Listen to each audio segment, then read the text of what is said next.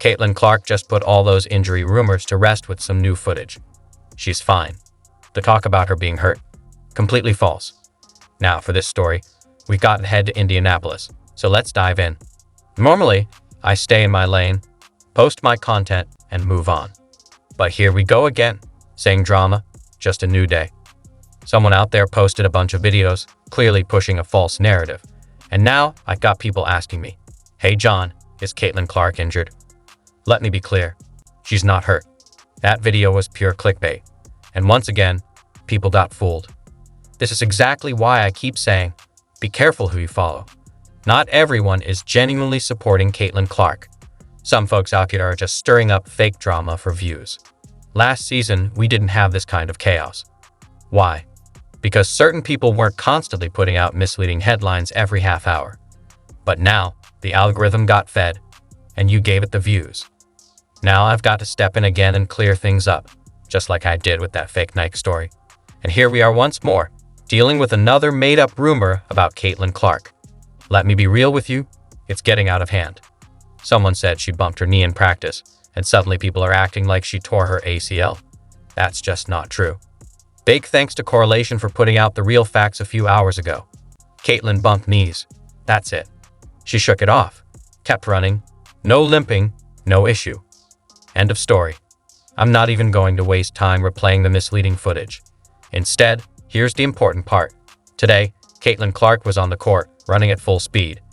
She's healthy and moving just fine. So yes, all those injury rumors, completely false, just made-up stories designed to get attention. Don't fall for it. The more people click on that kind of content, the more it spreads. If we stop feeding into it, maybe it'll finally die down. Now, let's get back to what actually matters. Did you notice who was at practice again? Lynn Dunn, Kelly Krauskopf, and Amber Cox, all in the front row. This isn't their first visit either. They've been actively involved and staying close to the team. That kind of hands-on leadership says a lot. There was also a press conference earlier, and we're starting to see a lot more behind-the-scenes footage coming out. I'm keeping a close watch on it all, and I'll keep bringing you the facts. Just remember, not everything you hear online is true. A lot of people pretend to support Caitlin, but their content tells a different story. Now, before we wrap this up, I've got to point something out. Stephanie White, the Fever's head coach, looks completely locked in this preseason. And honestly, that's been one of the most encouraging signs so far. You can see it in how she carries herself. There's a real sense of purpose and focus. This season isn't just business as usual for her. Every time she steps in front of a mic, there's intensity in her tone. She clearly has something to prove. I don't know what's been said behind closed doors in Indy, but whatever it is, it's motivating her. Stephanie White is no rookie. She's been around the WNBA for 17 years as a player and coach. She's part of the Fever family, having served as a player, assistant coach, and now head coach again, after leading the Connecticut Sun to 2 strong playoff runs and earning WNBA Coach of the Year. She came back to Indiana ready to build something new, and you can see that leadership in action. Just this past week, she had to make some tough roster cuts, and she didn't hide how difficult that was. But she also made it clear, it's about doing what's best for the team. With all the changes this offseason, from the front office to the roster, Stephanie is setting the tone. She's focused, firm, and committed to building a competitive team. This isn't just about coaching. She's here to win. Whatever's driving her right now, it's showing. And it's powerful. Just watch how Stephanie White carries herself. There's a different energy around her this year. She's no stranger to the game. With 17 seasons in the WNBA, as both a player and a coach, Stephanie has deep roots in this league. She's been part of the Indiana Fever family for years, first as a player, then as an assistant coach, and now she's back as head coach after a successful run with the Connecticut Sun, where she led the team to back-to-back playoff appearances and was named WNBA Coach of the Year. Now she's returned to Indiana with one goal, to raise the bar. You can already see it in her leadership. Just this week, she had to make some very difficult roster cuts, and she was honest, it wasn't easy. But she also made it clear how important those decisions are for the team's progress. She's not avoiding the tough parts of the job. Instead, she's embracing them. With all the off-season changes, new players, a reworked roster, and a reshaped front office, Stephanie has become the steady hand guiding this team. She's setting a clear standard, demanding focus, and sending the message. This team is here to compete. If you've been paying attention, you know, Stephanie White isn't just showing up to coach. She's here to win. And that's exactly the kind of leadership the Indiana Fever need right now. Yeah, I mean, certainly, I think, you know, if you think back to the beginning of last season, there was a lot thrown at Caitlin from day one. New league, new players, everybody's bigger, faster, stronger, new coverages, different kind of depth. And you know, for us as opponents, making everything as difficult as possible for her and on her and trying to wear her down. You know, when you're playing against great players, you're not going to stop them, right? You just have to try to make life as difficult as possible and try to get them to take shots that you want them to take. And so as Caitlin got better, obviously we had to change our strategy and how we defended her. As the team started to get better, you know, I remember I think we played them 3 times in the first 2 weeks of the season. And, you know, after game 3, it's like everybody just needs to relax. Like they just need some time. They're young, like chill out, let them be, let them grow, right? And they did. And she did. She's an incredibly hard worker. She's a high IQ player. She's a perfectionist. Like she wants to get better. She lives in the gym. And so you knew that growth was going to take place. And having the opportunity to watch her on a daily basis and how she approaches the work. Like there are work ethics and there are work styles, right? And a work style of not wasting reps, of not wasting time, of being very intentional about a growth process, and very intentional about details. And so you can tell that in the results that she's had throughout her career, but to really see that on a daily basis has been impressive. And of course, it's you want to work with players like that, right? Like part of coaching and part of filling your cup in coaching is not just working with great players and working with great people, but it's how they go to work and how they show up. Like watching them work every day, these guys, this is a competitive group, this is a selfless group, this is a high energy group, that fills our cup every day.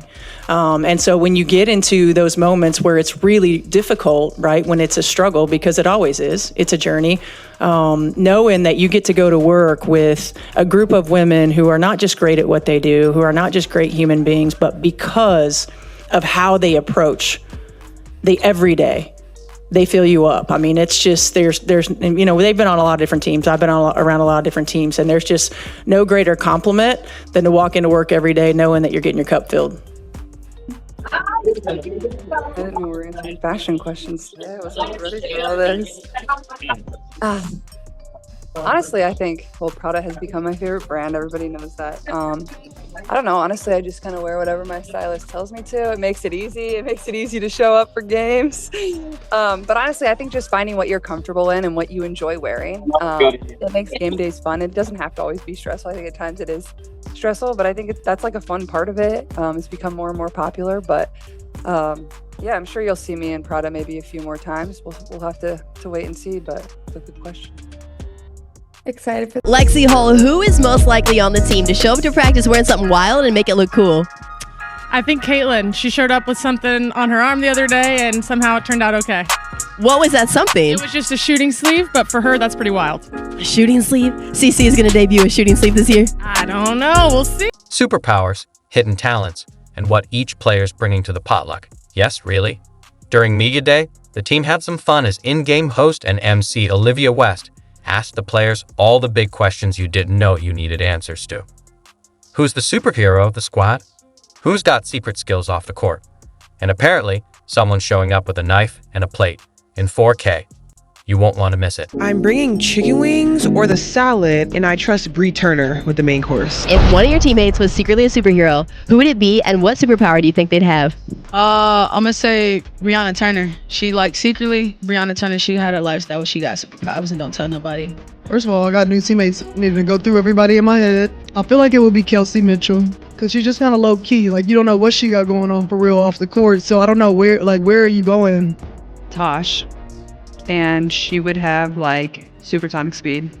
Love it. We were asking people about who they think could be a potential undercover superhero, and they said you. Definitely. I don't want to give away too many of my secrets, but... Vivi, you and the team are hosting a talent show. Which talent are you going to display, and who do you think would win? I probably like dance or something because I feel like I'm a good dancer, but probably Sid because she just do off the wall stuff and then just don't think. So Sid for sure. Let's do juggling. Yeah. Who can juggle? Who would win? I'm gonna say DB. I think DB has the most like coordination. I think she'll win it. Michaela, your teammates want to do a TikTok. First of all, are you going to participate? And then, if you were going to, which dance would you want to do? Yeah, I'll participate and I'll probably do the trip out TikTok. I don't know. Can you demonstrate? I'll do that. Okay, that's the one she'll do. Lexi Hall, who is most likely on the team to show up to practice wearing something wild and make it look cool? I think Caitlin. She showed up with something on her arm the other day, and somehow it turned out okay.